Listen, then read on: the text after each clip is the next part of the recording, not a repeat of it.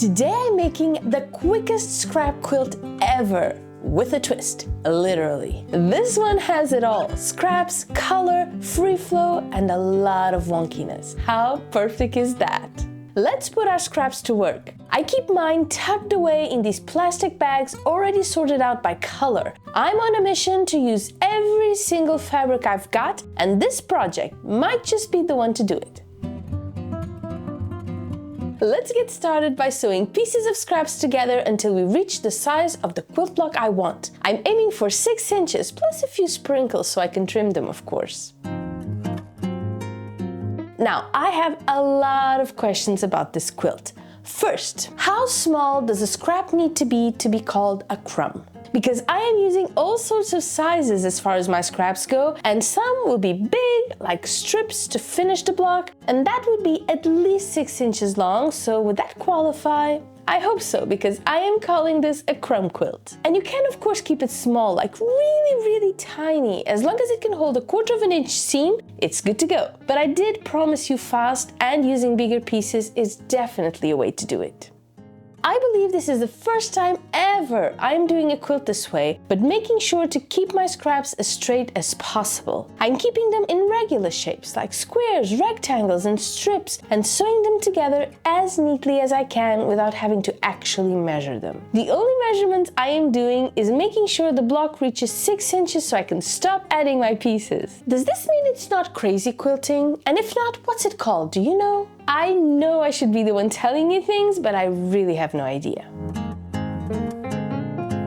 Now, this isn't the final look of this block, but it is looking pretty cool already, don't you agree? But I've got something really special planned that is going to take the beauty of this block up 10 notches.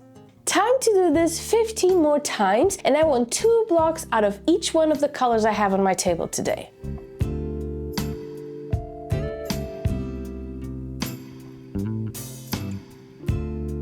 Now, I totally understand if this block looks somewhat intimidating at first, because for one thing, I'm not using a base fabric, which I usually do when I'm doing crazy quilting or working with smaller scraps. Also, if you've ever tried crazy quilting or this kind of technique of just adding scraps, you know that most often than not, you start small, but since each piece you add is supposed to cover the ones you already have, the pieces just keep getting bigger, and that can be frustrating when you're using scraps, because usually scraps aren't that big. Well, here's my strategy to do it. You pick a smaller piece to put in the middle, and then you grow the block around it, clockwise or counterclockwise, and before you know it, you're done. That way, it keeps things interesting and you have more details to look at. Also, a great way to make sure you keep your scraps small is to sew a couple of scraps together before adding them to your final block. So instead of adding one piece at a time and make the block grow, you create a whole strip made out of smaller scraps, and then you add it to the big block. Some people call it cheating, I call it being smart.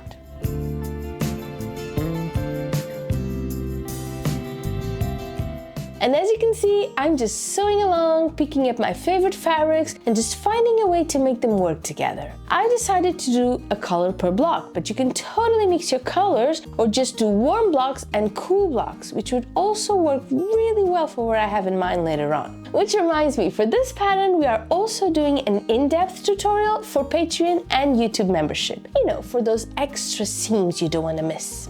For this, I am adding more tips, tricks, go in more detail, and include all the fabric requirements for every quilt size you need. There's also a bit of chatting, because I just love talking to you as I sew. You can access it by subscribing on either platform, or you can buy this tutorial on Patreon for just $3 if you'd like to support my work.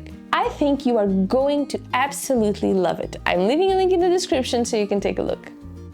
Now, the reason why I picked 6 inches for my blocks is, to be totally honest, because I have the most perfect 6-inch ruler that I can use when I'm going to trim these blocks. I can just put them, trim it, and be done.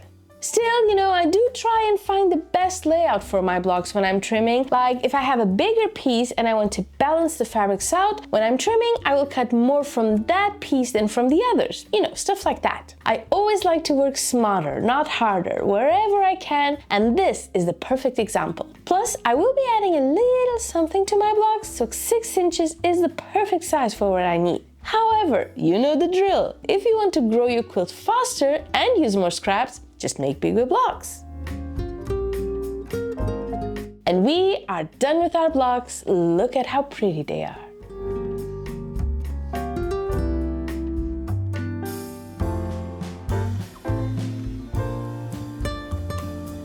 Time for our first puzzle. That's right, today we get two.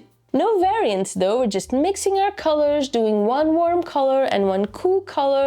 That should be more than enough. Now, for our twist, our literal twist that is so incredibly easy to do that you will not believe how complicated it will look once you see the final result. We are adding sashing, individual sashing, but a little bit wonky, sandy style. So here's how we do it. We take a 3-inch strip of fabric, mine is white as usual, and we measure our block. Mine is 6, so I want to cut 7 by 3-inch pieces, one for each block, so 16. Then I mark 1 inch on one side of the top of my piece and 2 inches to the opposite side at the bottom of our piece, and I just cut. That gives us 2 pieces of wonky sashing. We place our pieces on our block with the diagonal side next to the edge of the block. This is important. It's the diagonal edge that meets the edge of the block, not the straight edge, okay? And then we sew.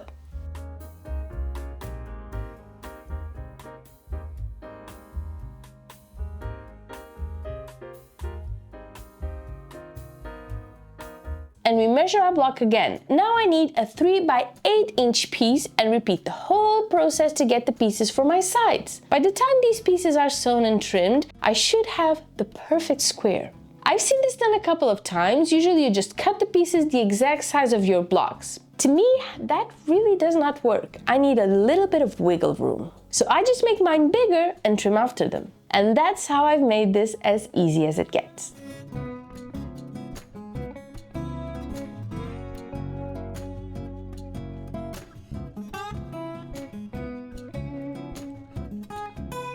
Now, here's why mixing our cool blocks with our warm blocks works so well, because we want them to mirror each other. That means that if my warms have sashing growing from left to right on the top, like I did for my pink block, then for the cools, I need sashing to start out large and then decrease from left to right. That way, when we place them both together, they will mirror each other. Our new blocks are looking awesome. Let's do a new puzzle and see what we get.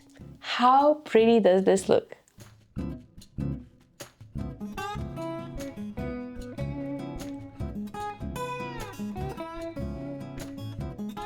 Now, as far as sewing goes, this is all pretty straightforward. We start with our rows and then join them, first in pairs, then the whole row, which is 4 blocks, so easy enough. Then, when time comes to join the rows, we need to nest the seams just at the blocks. You could also nest them at the seams, of the white sashing if you want to match them perfectly, but I'm not doing that. I don't think it will show by the time we're done.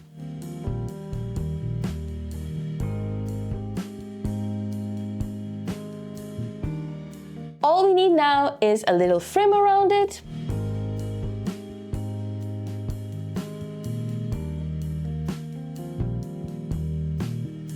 And now we press, no trimming required. We are good to go here. I cannot wait to show you how fun this quilt turned out. And here we have it, our Topsy Turvy crumb quilt looking pretty awesome. If you'd like to follow along step by step, you can grab the in-depth tutorial on Patreon or join our community. Just check the link in the description. I had a blast, I hope you did too. Happy quilting and I'll see you soon. Bye bye!